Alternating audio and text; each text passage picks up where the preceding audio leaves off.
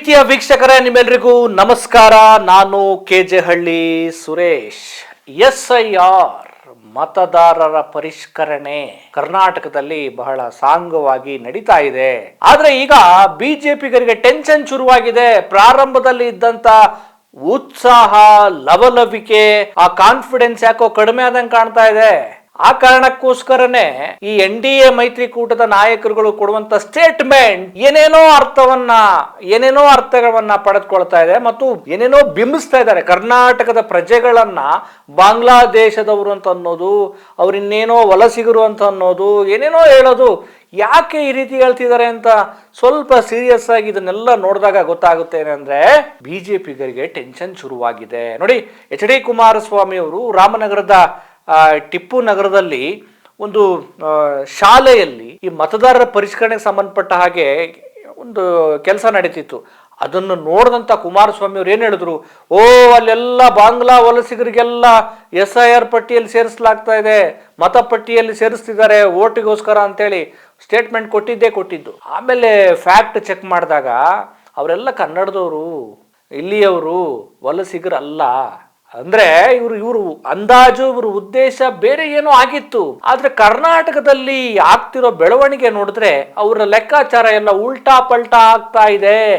ಪಶ್ಚಿಮ ಬಂಗಾಳದಲ್ಲಿ SIR ಪ್ರಕ್ರಿಯೆಯಿಂದ ಗೆದ್ದಂತ ಆ ಜೋಶು, ಆ ಉತ್ಸಾಹ ಕರ್ನಾಟಕದಲ್ಲಿ SIR ಬಂದ್ಬಿಡುತ್ತೆ, SIR ನಡೆಯುತ್ತೆ, ನಾವು ಟೆನ್ಷನ್ ಮಾಡ್ಕೊಳಂಗಿಲ್ಲ, ಯಾವ ತಂತ್ರಗಾರಿಕೆಯನ್ನು ಮಾಡೋ ಹಾಗಿಲ್ಲ, ನಾವು ಗೆದ್ದು ಬಿಡ್ತೀವಿ, ಆರಾಮಾಗಿ ಗೆಲ್ಲಬಹುದು ಈಸಿಯಾಗಿ ಅಂತ ಅಂದ್ಕೊಂಡಿದ್ರು. ಆದ್ರೆ ಬಿಜೆಪಿಗರು ಒಂದು ರೀತಿಯ ತಂತ್ರಗಾರಿಕೆ ಮಾಡಿದ್ರೆ ಕಾಂಗ್ರೆಸ್ನವರು, ಇನ್ನು DK ಶಿವಕುಮಾರ್ ಮೊದಲೇ ತಂತ್ರಗಾರಿಕೆಯಲ್ಲಿ ನಿಪುಣ. ವಿಧಾನ ಪರಿಷತ್ ಚುನಾವಣೆಯಲ್ಲಿ ಈ NDA ಅಂದ್ರೆ ಬಿಜೆಪಿ ಮತ್ತು JDS ಶಾಸಕರ ಮತಗಳನ್ನ ಕಾಂಗ್ರೆಸ್ಗೆ ಹಾಕಿಸಿಕೊಂಡಂತ ರಾಜಕೀಯ ನಿಪುಣ. ಈ SIR ಪ್ರೋಸೆಸ್ ಅನ್ನ ಪಶ್ಚಿಮ ಬಂಗಾಳದಲ್ಲಿ ಆಗಿರುವಂತಹ ಎಲ್ಲ ರಾಜಕೀಯ ಪಾಠಗಳನ್ನ ಕರ್ನಾಟಕದಲ್ಲಿ ಮಾಡದೇ ಬಿಡ್ತಾರಾ? ಮಾಡೇ ಮಾಡ್ತಾರೆ. ಅಂದ್ರೆ ಈ ಬಿಜೆಪಿಗರು ಏನ್ ಲೆಕ್ಕಾಚಾರ, ಬಿಜೆಪಿ JDSನವರು ಏನ್ ಲೆಕ್ಕಾಚಾರ ಮಾಡ್ಕೊಂಡಿದ್ರು, ಏನು ಈ SIR ಪ್ರೋಸೆಸ್ ನಡೆಯುತ್ತೆ, ಆ ಪ್ರೋಸೆಸ್ ನಡಿಬೇಕಾದ್ರೆ ನಮಗೆ ಯಾರು ಓಟ್ ಹಾಕಲ್ಲ ಅಂದ್ರೆ ಬಿಜೆಪಿಗೆ, ಜನರಲ್ ಆಗಿ ಬಿಜೆಪಿಗೆ ಯಾವ ಧರ್ಮದವ್ರು ಓಟ್ ಹಾಕಲ್ಲ ಅಂತೇಳಿ ಜನರಲ್ ಆಗಿ ಬಿಂಬಿಸಿಬಿಟ್ಟಿದಾರಲ್ಲ, ಅವರ ಓಟುಗಳು ಈ ಮತದಾರರ ಪಟ್ಟಿಯಿಂದ ದೂರ ಉಳಿದು ಬಿಟ್ರೆ ಸಾಕು ಅನ್ನೋ ತರದ ಲೆಕ್ಕಾಚಾರ ಇತ್ತು. ಆದ್ರೆ ಸರ್ಕಾರ ಇದನ್ನೊಂದು ಜವಾಬ್ದಾರಿಯಾಗಿ ತೆಗೆದುಕೊಳ್ಬೇಕು. ಬಿಜೆಪಿ ಸರ್ಕಾರ ಒಂದು ವೇಳೆ ಬಿಜೆಪಿ ಅಧಿಕಾರದಲ್ಲಿದ್ರು ಕೂಡ ಇದನ್ನ ಜವಾಬ್ದಾರಿಯಾಗಿ ತೆಗೆದುಕೊಳ್ಬೇಕು. ಕಾಂಗ್ರೆಸ್ ಇದೆ, ಅದು ಕೂಡ ಜವಾಬ್ದಾರಿಯಾಗಿ ತೆಗೆದುಕೊಳ್ಬೇಕು. ಯಾಕೆಂದ್ರೆ ಈ ರಾಜ್ಯದ ಪ್ರತಿಯೊಬ್ಬ ಪ್ರಜೆಯೂ ಕೂಡ ಮತದಾರರ ಪಟ್ಟಿಯಿಂದ ದೂರ ಉಳಿಬಾರ್ದು. ನೀವು ಹೌದು ಪರಿಷ್ಕರಣೆ ಮಾಡ್ತೀರಾ. ಈಗ ನೋಡಿ, 22 ವರ್ಷಗಳ ಹಿಂದೆ 2002ರಲ್ಲಿ ಏನು ಯಾರು ಓಟ್ ಹಾಕಿದ್ದೀರಿ ಅವ್ರ ದಾಖಲೆಗಳನ್ನ ಕೇಳಿ ಅಂತೇಳಿ ಏನೋ ಇದೆಯಲ್ಲ, ಆ ಪರಿಷ್ಕರಣೆ ಆಯ್ತಲ್ಲ, ಅವಾಗ ಯಾವ ಸಮಸ್ಯೆನೂ ಆಗಿರ್ಲಿಲ್ಲ. ಆದ್ರೆ ಈಗ ನಡೆಯುವಂತ SIR ಬಗ್ಗೆ ಬಹಳ ಕುತೂಹಲ, ಬಹಳ ಅನುಮಾನ, ಬಹಳ ಆಶ್ಚರ್ಯ. ಯಾಕೆ ಅಂದ್ರೆ ಈ SIR ಏನೆಲ್ಲ ತಂತ್ರಗಾರಿಕೆಯನ್ನ, ಏನೆಲ್ಲ ರಾಜಕೀಯ ಉಲ್ಟಾಪಲ್ಟವನ್ನ, ರಾಜಕೀಯ ಷಡ್ಯಂತ್ರವನ್ನ ಮಾಡ್ತಾ ಇದೆಯಾ ಅಂತೇಳಿ ನಾವೆಲ್ಲ ನೋಡ್ತಾ ಇದೀವಲ್ಲ. ಈ SIR ಪ್ರಕ್ರಿಯೆ ಈಗಾಗಲೇ ಒಂದಷ್ಟು ರಾಜ್ಯಗಳಲ್ಲಿ ನಡೆದು ಹೋಗಿದೆ. ಸೊ ಕರ್ನಾಟಕದಲ್ಲೂ ಕೂಡ ನಡೀತಾ ಇದೆ. ಸೊ ಇದನ್ನ ಗಂಭೀರವಾಗಿ ತೆಗೆದುಕೊಂಡಿರುವಂತಹ ಅಂದ್ರೆ ಬಿಜೆಪಿಗರ ಲೆಕ್ಕಾಚಾರ ಏನಾಗಿತ್ತು ಅಂದ್ರೆ, ಚುನಾವಣಾ ಆಯೋಗ ಮಾಡಿದಾಗ ನಮಗೆ ಅನುಕೂಲಕರವಾಗಿರುತ್ತೆ ಅಂತ ಅಂದ್ಕೊಂಡಿದ್ರು. ಆದ್ರೆ ಇದನ್ನ ತುಂಬಾ ಗಂಭೀರವಾಗಿ ನೋಡ್ತಿದ್ದಂತ ಕರ್ನಾಟಕದ ಪ್ರಜ್ಞಾವಂತ ಜನರು, ಕರ್ನಾಟಕದ ಸರ್ಕಾರ, ಇವರೆಲ್ಲ ಈಗ SIR ಬಗ್ಗೆ ಜನರಲ್ಲಿ ಜಾಗೃತಿಯನ್ನ ಮೂಡಿಸ್ತಿದ್ದಾರೆ. ಜನರು ಈ SIR ಫಾರ್ಮ್ ಇದೆಯಲ್ಲ ಅದನ್ನ ತುಂಬೋದಿಕ್ಕೆ ಒದ್ದಾಡಬಾರ್ದು, ಅವ್ರಿಗೆ ಯಾವ ರೀತಿಯ ಕನ್ಫ್ಯೂಷನ್ ಆಗಬಾರ್ದು, ಎಲ್ಲ ರೀತಿಯ ಮಾಹಿತಿಯನ್ನ ಕೊಡಬೇಕು ಅನ್ನೋ ನಿಟ್ಟಿನಲ್ಲಿ ಕಾಂಗ್ರೆಸ್, ಹೌದು ಒಂದು ರಾಜಕೀಯ ಪಕ್ಷ, ಅವರು ಕೂಡ ಗೆಲ್ಲಲೇಬೇಕು ಅನ್ನೋ ಆಸೆ ಇರುತ್ತೆ. ಯಾರೇನಿಲ್ಲೇನು ಸನ್ಯಾಸಿಗಳಿಲ್ಲ. ಸೊ ಈ SIR ಪ್ರೋಸೆಸ್ ನಮಗೂ ತೊಂದರೆ ಆಗಬಾರ್ದು ಅನ್ನೋ ಕಾರಣಕ್ಕೋಸ್ಕರ ಏನ್ ಮಾಡಿದ್ದಾರೆ ಗೊತ್ತಾ, 90,000 BLAಗಳನ್ನ ನೇಮಕ ಮಾಡಿದ್ದಾರೆ. ಮತಗಟ್ಟೆ ಏನು ಕಾರ್ಯಕರ್ತರು ಅಂತ, ಅದು ಕಾಂಗ್ರೆಸ್ಗೆ ಸಂಬಂಧಪಟ್ಟವರು. ಅವ್ರೇನು ಹೋಗ್ಬಿಟ್ಟು ಕಾಂಗ್ರೆಸ್ಗೆ ಓಟ್ ಹಾಕಿ ಅಂತ ಹೇಳ್ತಿಲ್ಲ. ತಮ್ಮ ಮತಗಟ್ಟೆಯಲ್ಲಿ ಬರುವಂತ ಮತದಾರರ ಏನು ಗೊಂದಲಗಳನ್ನ, ಅವರ ಸಮಸ್ಯೆಗಳನ್ನ ಬಗೆಹರಿಸೋದಿಕ್ಕೆ ಅವ್ರು ಮನೆಗೆ ಹೋಗಿ ಎಲ್ಲ ರೀತಿಯ ಯಾವುದೇ ಸಮಸ್ಯೆ ಬರಹದ ಹಾಗೆ ಎಲ್ಲ ರೀತಿಯ ಏನು ಮಾಹಿತಿಯನ್ನ ಕೊಡ್ತಾ ಇದ್ದಾರೆ. ಆದ್ರೆ ಬಿಜೆಪಿ ಲೆಕ್ಕಾಚಾರ ಏನಾಗಿತ್ತು ಅಂದ್ರೆ, ನಾವೇನ್ ತಲೆ ಕೆಡಿಸ್ಕೊಳ್ಳೋದು ಬೇಡ, SIR ಆಗುತ್ತೆ, ಚುನಾವಣಾ ಆಯೋಗ ಮಾಡುತ್ತೆ ಅಂತ. ಯಾವಾಗ RSS ಒಂದು ದೊಡ್ಡ ಮೀಟಿಂಗ್ ಮಾಡ್ಬಿಟ್ಟು, ನೀವು ಕಾಂಗ್ರೆಸ್ನವ್ರು ಬಹಳ ಫಾಸ್ಟ್ ಅಲ್ಲಿ ಅವರೆಲ್ಲ ಜಾಗೃತಿ ಮೂಡಿಸ್ತಿದ್ದಾರೆ, ನೀವೇನ್ರಪ್ಪ ಮಾಡ್ತಿದ್ರಿ ಅಂದಾಗ ದಿಢೀರನೆ ಎಚ್ಚೆತ್ತುಕೊಂಡಂತ ಆರ್ ಅಶೋಕ್ ಮತ್ತು ವಿಜಯೇಂದ್ರ ಒಂದಷ್ಟು ಅವರ BLAಗಳನ್ನು ಅಂದರೆ ಒಂದು ಕಾರ್ಯಕರ್ತರನ್ನ ಈ ರೀತಿ ಜಾಗೃತಿ ಮೂಡಿಸೋದಕ್ಕೆ ಒಂದು 37,000 ಕಾರ್ಯಕರ್ತರನ್ನೆಲ್ಲ ಹೇಳ್ಬಿಟ್ಟು ಈ ಏನು SIR ಬಗ್ಗೆ, ಮತ ಪರಿಷ್ಕರಣೆ ಬಗ್ಗೆ ಮಾಹಿತಿಯನ್ನು ಕೊಡೋ ಕೆಲಸವನ್ನ ಮಾಡ್ತಿದ್ದಾರೆ.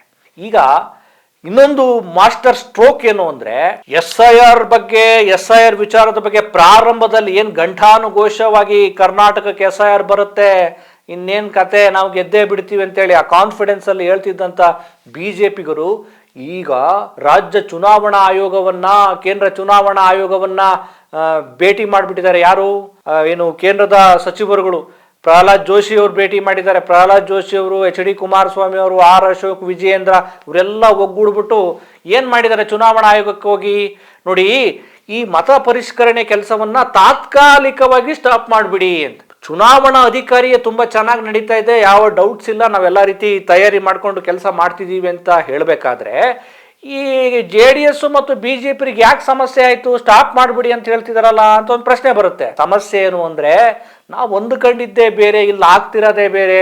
ಇಲ್ಲಿ ಒಂದಷ್ಟು ಜನ ಏನು ಫಾರ್ಮ್ ಫಿಲಪ್ ಮಾಡಲ್ಲ, ಅದು ಇದು ಅಂತ ಕೇಳಿ ಒಂದಷ್ಟು ಸಮುದಾಯಗಳು ಕೈ ಬಿಟ್ಟು ಹೋಗ್ತವೆ ಅಂತ ಅಂದ್ಕೊಂಡಿದ್ವಿ. ಇವು ನೋಡಿ ಎಷ್ಟು ಚೆನ್ನಾಗಿ ಜಾಗೃತಿ ಆಗ್ತಾ ಇತ್ತಲ್ಲ, ಇದೇನದು, ಏನಪ್ಪ ಮಾಡೋದು ಅಂತೇಳಿ ತಾತ್ಕಾಲಿಕವಾಗಿ ಸ್ಥಗಿತ ಮಾಡಿ ಅಂತ ಮನವಿ ಕೊಟ್ಟಿದ್ದಾರೆ. ತಾತ್ಕಾಲಿಕವಾಗಿ ಯಾಕ್ರಪ್ಪ ಸ್ಥಗಿತ ಮಾಡಬೇಕು ಕುಮಾರಸ್ವಾಮಿ ಅವರೇ, ಪ್ರಹ್ಲಾದ್ ಜೋಶಿ ಅವರೇ, ಆರ್ ಅಶೋಕ್ ಅವರೇ, ವಿಜಯೇಂದ್ರ ಅವರೇ, ಯಾಕೆ ತಾತ್ಕಾಲಿಕವಾಗಿ ಸ್ಥಗಿತ ಮಾಡಬೇಕು? ಚುನಾವಣಾ ಆಯೋಗ ತನ್ನ ಜವಾಬ್ದಾರಿಯನ್ನ ಮಾಡ್ತಾ ಇದೆ. ಚುನಾವಣಾ ಆಯೋಗಕ್ಕೆ ಸಹಾಯ ಮಾಡೋ ಕೆಲಸವನ್ನ ಸರ್ಕಾರ ಮಾಡ್ತಾ ಇದೆ. ಪ್ರಜ್ಞಾವಂತ ಜನರು ಕೂಡ ಜಾಗೃತಿಯನ್ನ ಮೂಡಿಸ್ತಿದ್ದಾರೆ.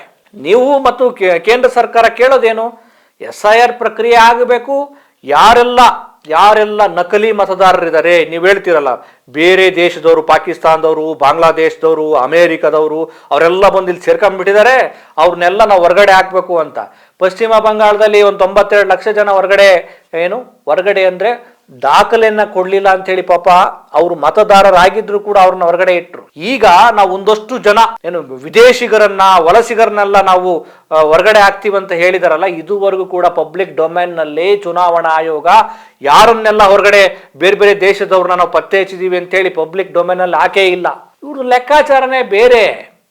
ಈಗ NRC CAA ಮಾಡಬೇಕು ಅಂತ ಮಾಡಿದ್ರು, ಒಂದು ಧರ್ಮವನ್ನು ಟಾರ್ಗೆಟ್ ಮಾಡಿ, ಅದಕ್ಕೊಂದು ದೊಡ್ಡ ಮಟ್ಟದ ಪ್ರತಿರೋಧ ಬಂತು. ಈಗ ಆ ಒಂದು ಅಜೆಂಡಾವನ್ನ SIR ಮೂಲಕ ಮಾಡಕ್ ಹೊರಟಿದ್ದಾರೆ. ಆದ್ರೆ ಕರ್ನಾಟಕದಲ್ಲಿ ಜನ ಪ್ರಜ್ಞಾವಂತರಿದ್ದಾರೆ. ನೀವೇನ್ ಡಾಕ್ಯುಮೆಂಟ್ ಕೇಳಿ, ನೀವು ಯಾವ ರೀತಿ ಹೇಳಿ, ನಾವೆಲ್ಲ ರೀತಿ ರೆಡಿ ಇದೀವಿ ಅಂತೇಳಿ ಎಲ್ಲರೂ ಪ್ರಜ್ಞಾವಂತರಾಗಿದ್ದಾರೆ. ಈಗ ತಲೆನೋವು, ಟೆನ್ಷನ್ನು, ಏನ್ ಮಾಡೋದು, SIR ನೋಡಿದ್ರೆ ತುಂಬಾ ಚೆನ್ನಾಗಿ ಆಗ್ತಾ ಇದೆಯಲ್ಲ, ಎಲ್ಲರೂ ಕೂಡ ಮತಪಟ್ಟಿಯಲ್ಲೇ ಉಳ್ಕೊಳ್ತಿದಾರಲ್ಲ ಅನ್ನೋ ಟೆನ್ಷನ್ಗೋಸ್ಕರ ತಾತ್ಕಾಲಿಕವಾಗಿ ನಿಲ್ಲಿಸಿ ಅಂತ ಹೇಳ್ತಿದ್ದಾರೆ.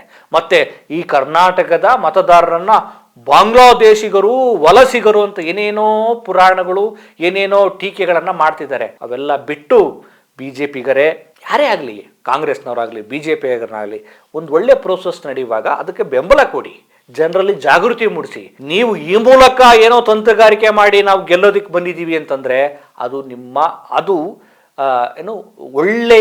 ಒಳ್ಳೆಯ ರಾಜಕೀಯ ನಡೆಯಲ್ಲ, ಅದೊಂದು ಷಡ್ಯಂತ್ರ. ನೀವು ಷಡ್ಯಂತ್ರ ಮಾಡೋದಕ್ಕೆ ಹೊರಟಿದ್ರೆ ಏನೋ ಗೊತ್ತಿಲ್ಲ, ಆದ್ರೆ ಜಾಗೃತಿಯ ಮೂಲಕ ಕಾಂಗ್ರೆಸ್ ಒಂದು ಒಳ್ಳೆ ಕೆಲಸ ಮಾಡಕ್ ಹೊರಟಿದೆ. ಕಾಂಗ್ರೆಸ್ ಒಳ್ಳೆ ಕೆಲಸ ಮಾಡಲಿ, BJP ಒಳ್ಳೆ ಕೆಲಸ ಮಾಡಿ, ಅಲ್ಟಿಮೇಟ್ ಆಗಿ ಜನ ಯಾರನ್ನ ಅಧಿಕಾರಕ್ಕೆ ತರಬೇಕು ಅಂತ ಆಯ್ಕೆ ಮಾಡೋದು, ನಿರ್ಧಾರ ಮಾಡೋದು ಅವರು ಅಲ್ವಾ. BJPಗರದ್ದು ಏನಾದ್ರು ಒಂದಷ್ಟು ಮತದಾರರು, ಒಂದಷ್ಟು ಧರ್ಮದವರು ಹೊರಗಡೆ ಉಳಿದು ಬಿಟ್ರೆ ನಾವು ಗೆದ್ದು ಬಿಡ್ತೀವಿ ಅಂತೇಳಿ ನಾವು ಲೆಕ್ಕಾಚಾರ ಮಾಡಿದ್ರೆ ತಪ್ಪು. ಆ ರೀತಿ ಮಾಡಬಾರ್ದು. ಯಾರೆಲ್ಲ ಅರ್ಹರಿದ್ದಾರೆ ಅವರೆಲ್ಲ ಮತಪಟ್ಟಿಯಲ್ಲಿ ಇರ್ಲಿ, ಕೊನೆಗೆ ಯಾರನ್ನ ಅಧಿಕಾರಕ್ಕೆ ತರಬೇಕು ಅಂತ ಅವ್ರನ್ನ ತರ್ತಾರೆ. ಅದಕ್ಕೆ SIR ಬೇಕು ಅಂತ ಹೇಳಿ ಅಂದ್ಕೊಂಡಿದ್ರಿ. ಈಗ ಅದಕ್ಕೆ ಅವ್ರಿಗೆ ಟೆನ್ಷನ್ ಆಗಿದೆ. ನೋಡೋಣ ಮುಂದೆ ಯಾವ ರೂಪವನ್ನು ಪಡೆದುಕೊಳ್ಳುತ್ತೆ ಅಂತ. ಏನು ಹೇಳ್ತೀರಿ? ನಮಸ್ಕಾರ.